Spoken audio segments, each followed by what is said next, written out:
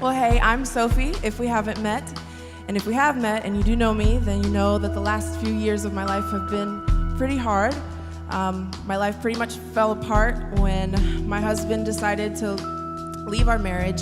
And it was actually just a few days after he left that I found out we were pregnant.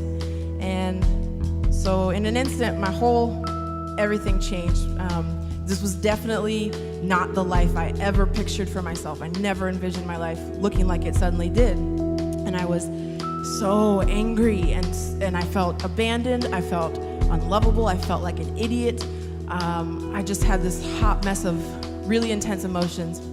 And the only thing I'd seen of broken families was so much anger and bitterness and just this awful tension that really the people who suffered the most was the kids, right? And I just knew I didn't want that for my daughter. I didn't want her to have to pay for something she didn't ask for. I didn't want her to have to worry about protecting my emotions and being afraid to come home and tell me stories about what she did at Daddy's house. I wanted her to be allowed to love him fully and not have to protect me from that.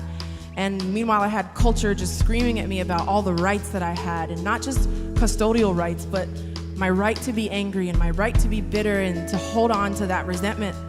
And I didn't know how not to hate this person, but I just knew I didn't want to poison the soil that my daughter was going to grow from.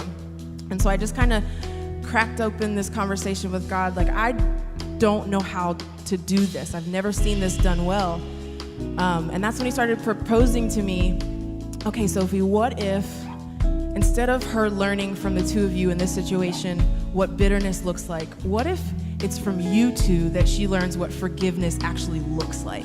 And what if it's from you two that she actually learns what it looks like to honor someone who's hurt you? What if you're the best example of that in her life? And he started proposing to me, what if you not only make me Lord of putting you back together, because he had to do that, I was just a million pieces, but what if you also make me Lord of how you engage this new life, how you're gonna walk out this new life, this new story that's yours? And so I started handing over my emotions and being very real about what I was feeling and what made me angry and all the fears and doubts I had, but handing them over to him and saying, but what do you want me to do with it? And not just these emotions towards an ex-spouse, but now dealing with his new wife and another woman in my child's life. And you mamas know that territorial mama love. And just going, my pride tells me and the world tells me I get to not like these people and I get to use that pain to make life harder for them, but really it's just gonna make my daughter's life harder. Okay, God, so what do I do with that? You can have this space. You can come into this space and direct me, make me new, because I have no idea how not to stay in that space. And just started to really watch him like rewire my brain. And I knew it was not me, because I was suddenly thinking, well, maybe this other woman's actually a blessing. Like, now there's a whole other person whose entire life is centered around loving my child. Now there's this whole other person who she brings gifts and talents and hobbies that I never would have brought to my kid's life. I don't like to bake. She loves to bake. Awesome. You do that with my child. You know, and now when my daughter's out of my care, she's with her dad, there's another safe woman for her to go to. That is a blessing. If I can place my pride down, I can actually see good in my lowest spot of life.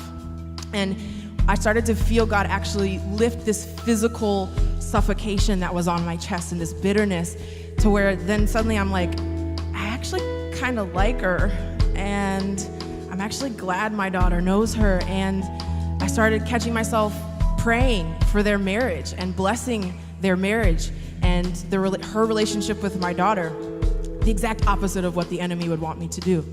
And so I don't know what your thing is, but take hold of whatever it is in your mind that it's that thing that you feel like you have the right to hold on to, that pain. You have the right to stay sad. You have the right to stay in that hard place, and consider cracking that open for God to maybe say, God, you can be Lord of even this.